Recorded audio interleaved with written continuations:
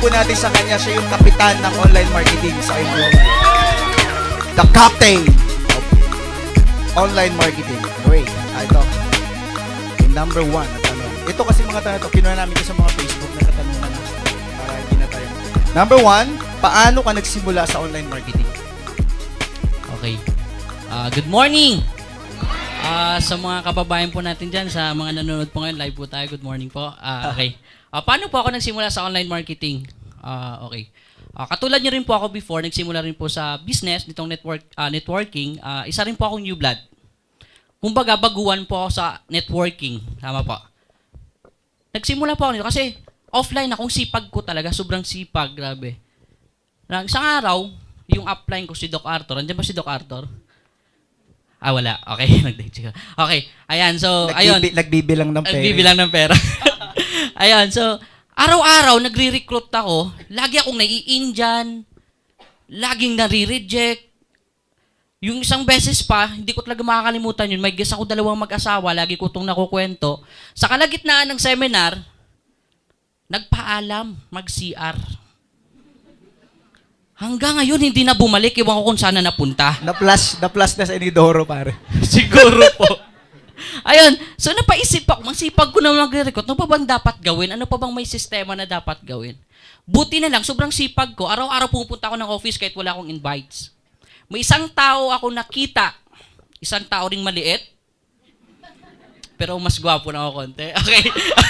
Okay. Pangalanan ko po siya kasi siya po yung nagturo sa akin sa online marketing.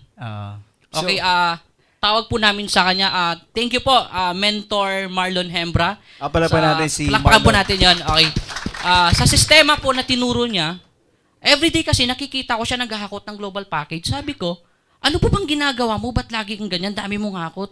Ako ang sipag-sipag ko naman, wala man lang may nagjo-join. Lagi akong nai-Indian, laging nare-reject. Ganun ba talaga dito sa networking? Sabi niya, bro, tuturuan kita. May sistema, paano gawin? May Facebook ka ba? Sabi ko po, yung Facebook ko nga, ginagamit ko doon, panliligaw, etc. Doon, ginagamit ko, sabi niya. Ngayon, mag-build ka ng grupo, tuturuan kita. Yung good news po. So, nag-train po kami siguro mga 2 months kasi part-time pa lang ako noon, nag-schedule namin ng training. Hanggang sa nakuha po natin yung sistema. Yung sistema na yan, yun po, doon ko na-hit yung first million ko sa AIM Global. Okay? So, good news po noon, ang kagandahan po ng grupo natin na UEI, sinishare po natin yan yung sistema. Every Monday po, meron po tayo training na ginagawa, Macdo El Pueblo, 8 p.m. Okay, Monday. Ayan. Monday po. So, wala tong patid. Wala po. So, 4 times a month, gano'n. First Monday, second Monday, third Monday of the month, Module 1 po yan. Okay. Then, fourth Monday of the month or last Monday of the month, Module 2. Keeping naman po yun. Saan to? Saan to? Sa Macdo El Pueblo. So, sa mga hindi po nakakalam ng Macdo El Pueblo, dyan lang. Saan ba? Ako, di ko masyadong kabisado eh. Dyan lang. Itanong nyo na lang po. Hindi, kasi maraming first time na makakapanood nito. Saan yung Macdo El Pueblo? Kung taga Laguna siya, taga Cavite. So, mas maganda. Malapit siya sa Mega Mall. Pag nasa may Mega... Dadaanan. Ganun. basta pag nasa Mega Mall po kayo, pwede ipagtanong doon kung saan yung Macdo El Pueblo. Talagang doon eh, no? Okay. Ayan, thank you po. Yun lang. So, ano nyo po abangan nyo si Captain Sunny Boy sa Macdo El Pueblo every Monday. Talagang nag-plug, no? Oo. Libre ba ito, boss? Libre? Ay, may bayad po. May bayad. 150 kakainin naman po nila yun. So yung 150 pagkain lang. Pagkain. So ang turo, Free po yun. Free. okay, palakpakan natin, Sunny Boy. Alright. Kay Chris. Okay. Paano, tanong ko rin kayo sa'yo. Paano ka ba nag-online din? Nag-start ako batiin ko muna yung mga ACI tropang and trips sa iba-ibang bansa. At saka sa buong Pilipinas. Live po to, live ngayon dito sa atin. Okay. By Justin TV. Wala na. Nagsimula ako ng online marketing kasi yung upline ni Captain Sunny, sabi na gano'n, na nakakapag-online na ba kayo? Sabi, online po, opo, nagpe-Facebook kami.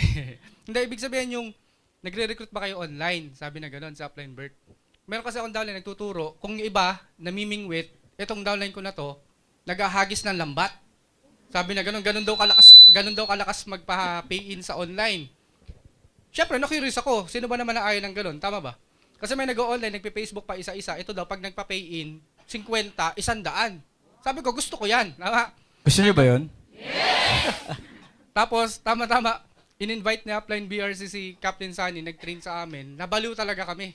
Kasi sabi namin, yung guy na experience niya, na Indian, ganito, na-experience din namin, samantalang sa online, pag nakita mong online, wala naman tanggi, kahit i-add mo lang doon, di ba? Wala naman tanggi. Kasi bakit?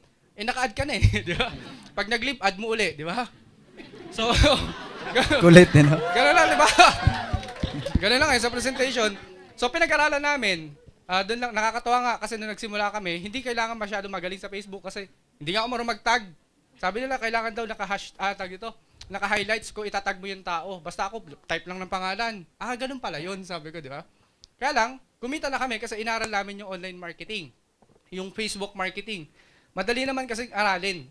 Kailangan mo lang talagang gustuhin. Kailangan mong gustuhin. Tapos yun nga, nangyari sa amin, lumaki yung income namin bigla gamit yung Facebook marketing.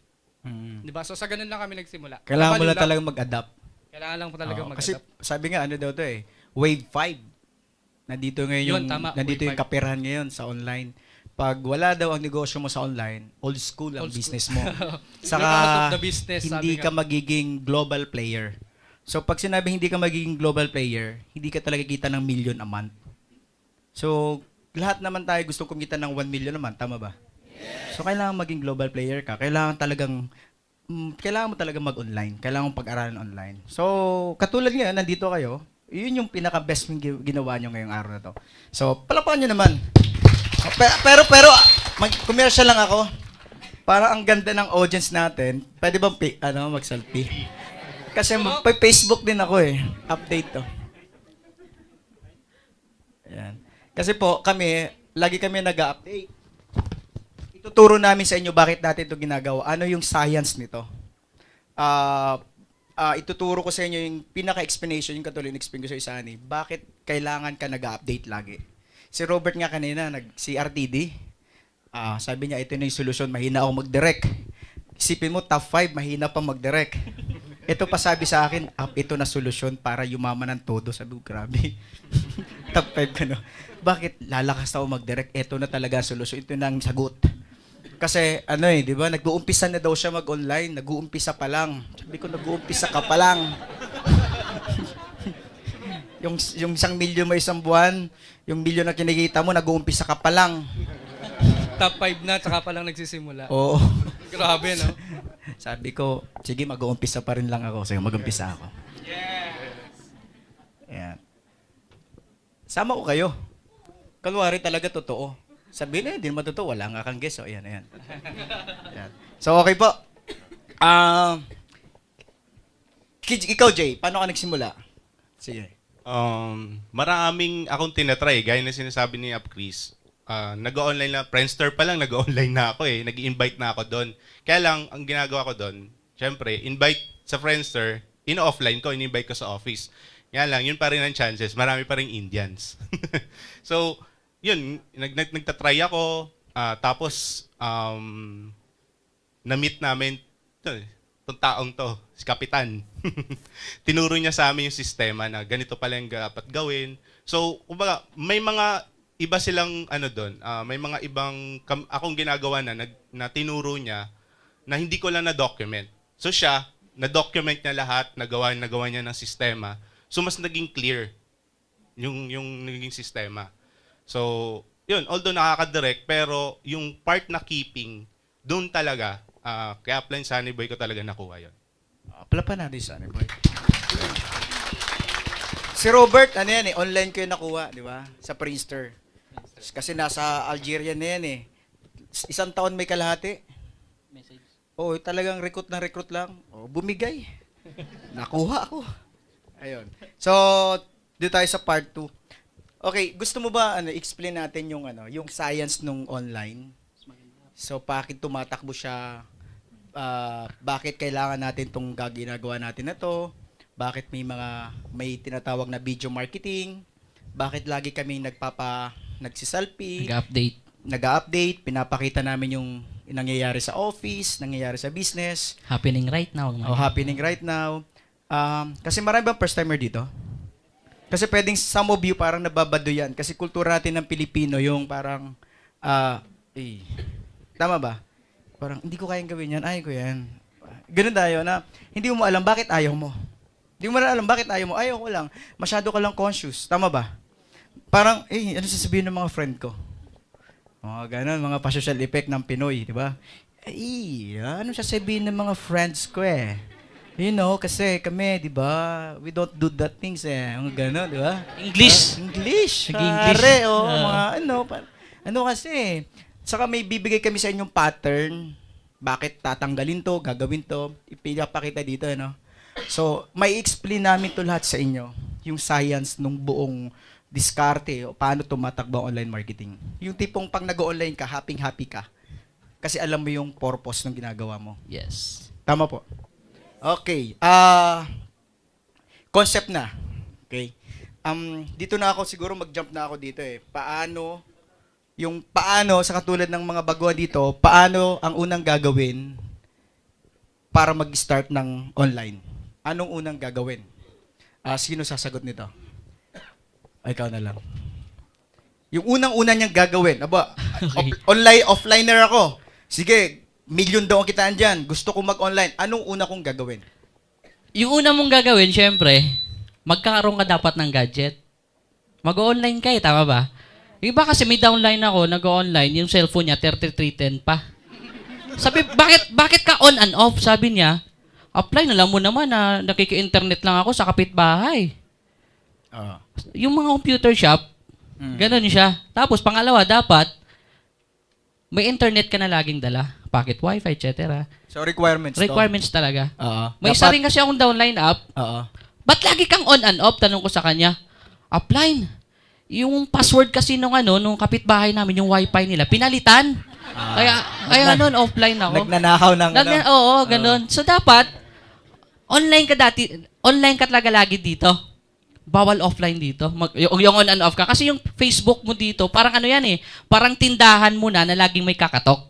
Okay. Dapat online ka lagi. So, para ka magkakaroon ng tindahan, so, yun ang punan mo ngayon. Yes. Gadgets. Gadgets saka internet lagi. Tapos, alam ko, dapat may Facebook. Yes. Gagawa ka ng Facebook. Facebook. Then, a-attend ka ng training. Okay. Saan So, ka attend? Sa sinabi ko kanina.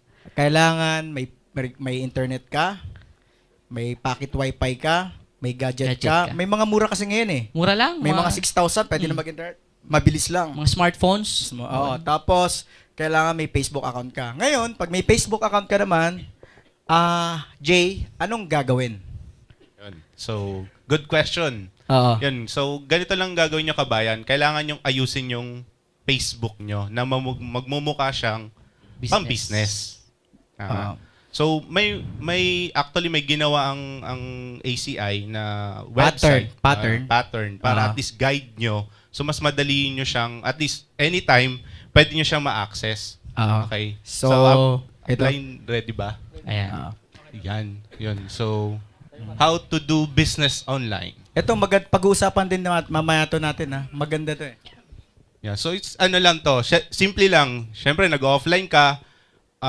Basic pag offline ka, di ba, dapat, ang tawag doon, magmukha kang pogi, mukha kang maganda. Tama?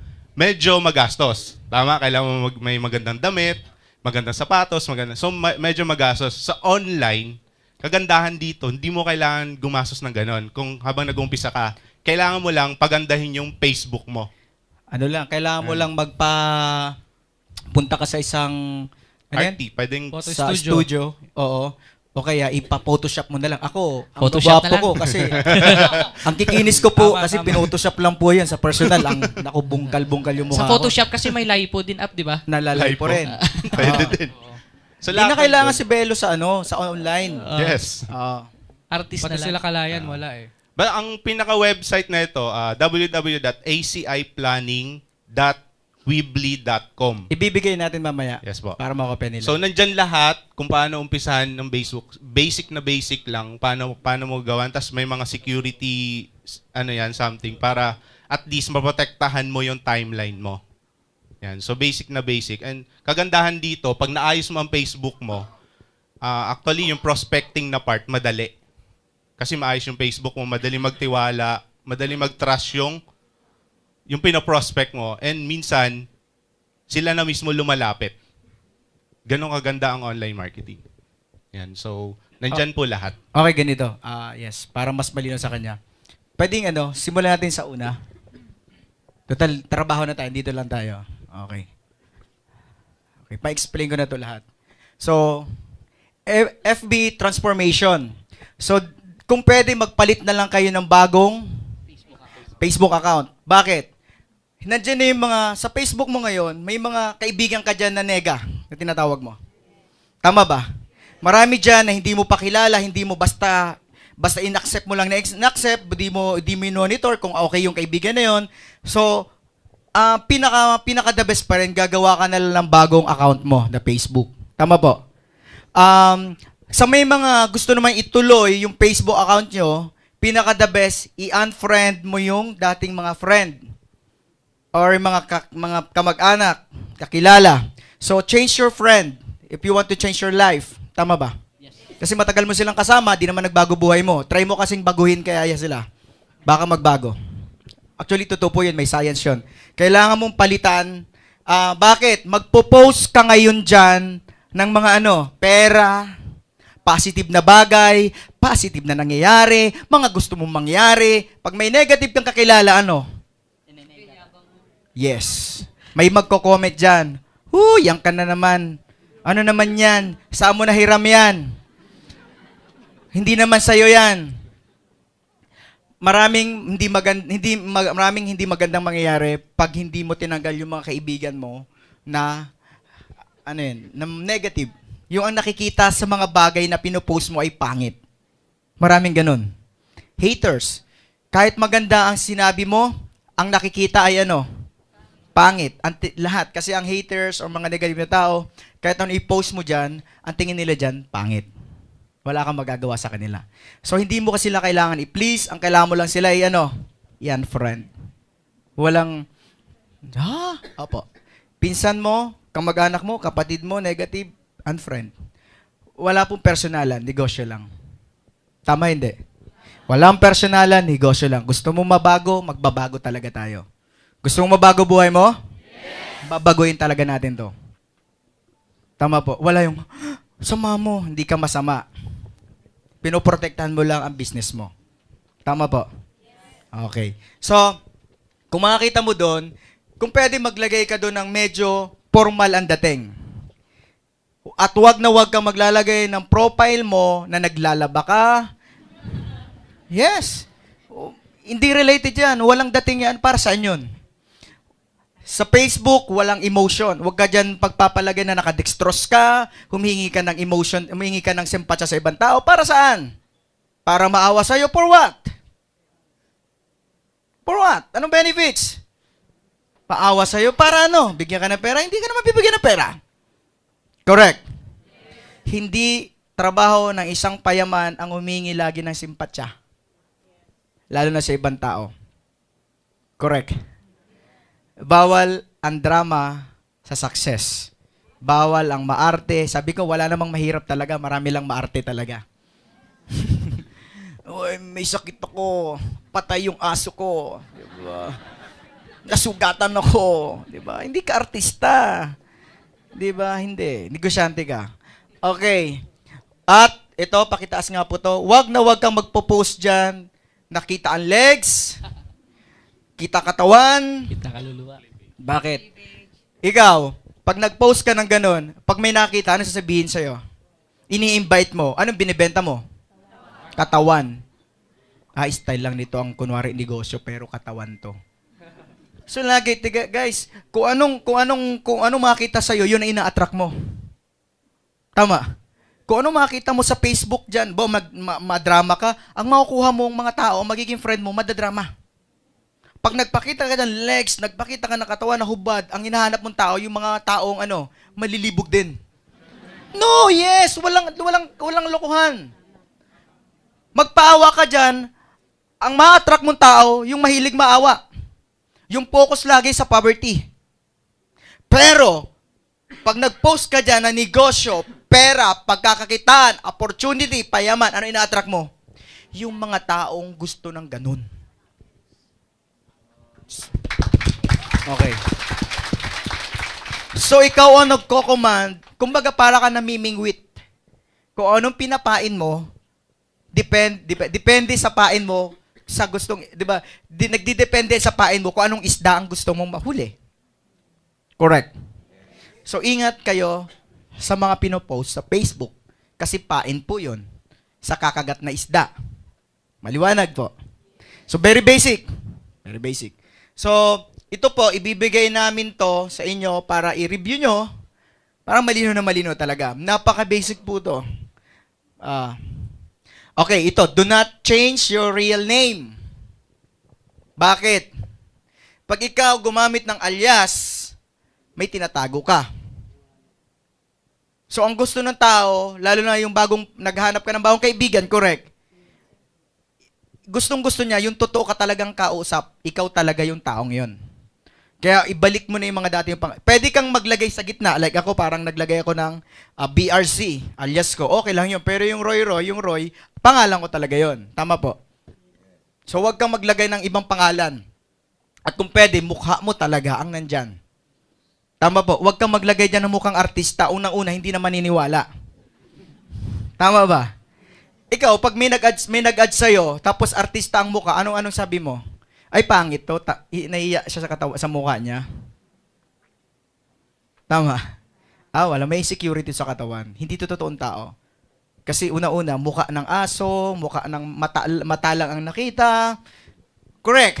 Artista, foreign, di ba? Iba, di ba? So, yung pa lang, nag-reflect na hindi ka confidence or wala kang tiwala sa pagkatao sa sarili mo. Wala sasama sa'yo sa business kung ikaw mismo wala kang tiwala sa sarili mo. Kung wala kang gratitude kasi takot kang ibandera yung mukha mo. Tama. So hindi dito may Facebook account pero ibang mukha ang nakalagay. Siyempre wala nga amin. Oo naman. Wala. Wala nga amin, siyempre. Yan, yung private setting nyo, ayusin nyo. Sige po, paano mo to? Abanti mo to. Ito. Isa sa mga dapat mong pinopost yung activity sa team. Mga ginagawa mo. Mga nangyayari, mga pwedeng mangyari, mga anong gusto mo, pinopost mo yun. So, next. Ito, mga basic lang to. Ito, mga motivation. Kung pwede mag-post ka dyan, motivation lang. Basta in short, puro positive. No drama, no horror. Wala yung mga aksidente. Kasi minsan trip na trip mo eh. May aksidente sa nilagay mo. May bagyo, nilagay mo. Hindi konektado sa business mo yun. Anything na nag-a-attract ng fear, nagbibigay ng fear, nakakatakot, nagbibigay ng takot, wag mong ipopost sa Facebook mo. Gusto mo kumita ng malaki? Sundin mo to. Period. Horror, karahasan, droga, aksidente, kalamidad, negative. Basta anything na related sa negative, wag mong ipopost kahit ikaw mismo na aksidente. Marami dyan, nasa hospital ako, sobrang sipag ko. Ano ngayon? Diba? Ito sa gadan. Sige. Paano yung mga, kasi baka mamaya nagtatanong, question nila na, paano yun selfie ng selfie? Tapos maya pinopost. Ay, ako naman yun, related naman to sa business ko kasi ako to. Diba? Nakakatulong ba yun sa online natin, sa business natin? Ano sagot mo? Sige. Ako dapat ang nagtatanong eh. Sige. Ano sagot mo? Gusto ko yun. Kasi di ba ganun? Maraming selfie ng selfie. Piliin nyo naman, baka mamaya sa linaw ng camera mo, pati yung morning glory mo nakikita. Tama ba? Ayan. Nagsiselfie kami pag yung sa ganitong activities. Pag may mga crowd, pinapakita namin. So, okay na tayo dito, boss? Ayan. Yan na dyan na rin. Nasabi ko na ba lahat? Sige, itaas nyo nga. Anyway, ibibigay namin to. Basta yun ang explanation doon about doon sa Facebook mo, bakit ka magpapalit at bakit mo babaguhin. Okay, ganito po yan. Ang Sunny Boy, sino ang market sa ng Facebook? Sino ang pinaka-market natin, target market sa Facebook? OFW po talaga. Katulad ng grupo namin, may project kaming tinatawag na OFW Uwian sa Pinas Project. Pwede pa tayo, kahit isa lang. Pakita natin yung t-shirt. Ayan, si Parts na lang para matangkad. So parang go home project. Ayan, okay. So, good news po karamihan, marami na pong umuwi ng mga OFW nga ginagawa full-time. Umuwi na. Yes. Yes. Palakpakan na natin yung mga OFW. Okay. Ganito po yan. Ang number one target market natin is OFW. Bakit? Gusto natin silang, alam mo yun, Tulungan, kumita, maalis na dun sa sitwasyon na, alam mo, hindi man, kumikita naman, pero malayo sa family. Alam mo yun, may something. Okay, ang sinasagot po kasi natin dito, kaya kami laging nagpapakita ng activity, mga ginagawa araw-araw, hindi yun pang-hype lang. Nililibang namin, sabi nga namin do ito, information and entertainment. Ini-entertain natin sila. Reporter. Kami po ay, ang trabaho natin, mag-coverage kung ano nangyari sa business empire natin na global. Tayo po ay reporter. Nire-report natin sa kanila kung anong mga nangyari at mga mangyayari na maganda sa business na to kasi ini-encourage natin sila. Okay, familiar po ba kayo sa Pinoy Big Brother? Yes. Anong mayroon doon? Camera. Di ba? So kung makakita nyo po, iyon ang tinatawag na reality show. So, ito po yan. Ang mga OFW natin, ano ang pinakasakit ng OFW? Homesick.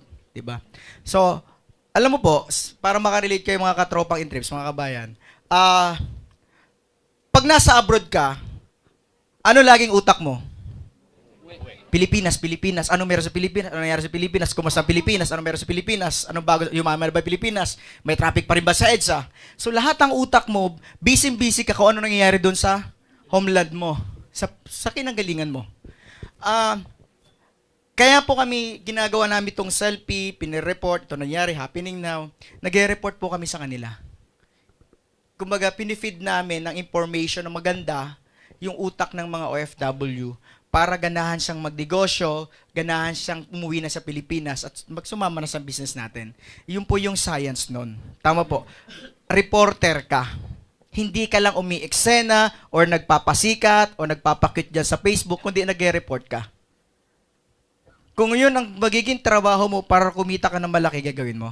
Yes. Gagawin mo? Yes. Kaya nga, yung video marketing, yung nagsasalita ka, ito po nangyari ngayon, grabe, ang dami-dami. Ito naman po nagkakotse, ito po yung bago nagkakotse. Grabe, katabi ko po grabe po, 15 years old, 18 years old, kumikita po ng 30,000 a week. Mga ganun. So, kasi po, punong-puno sila ng information na negative sa Pilipinas. Balita sa radyo. Kasi po, aminin natin, ang media, ang binibigay lang na 80% na binibigay na feedback about sa Philippines is Negative na nangyari. May pinatay, kinurakot, inubusan ng pera. Ano pa? Kalamidad. Lahat na baho ang pinapakita. So this time, ang concept na to, baguhin natin yung pinifeed nila. Labanan natin yung mga taong nagpi-feed ng negative, gawin natin positive.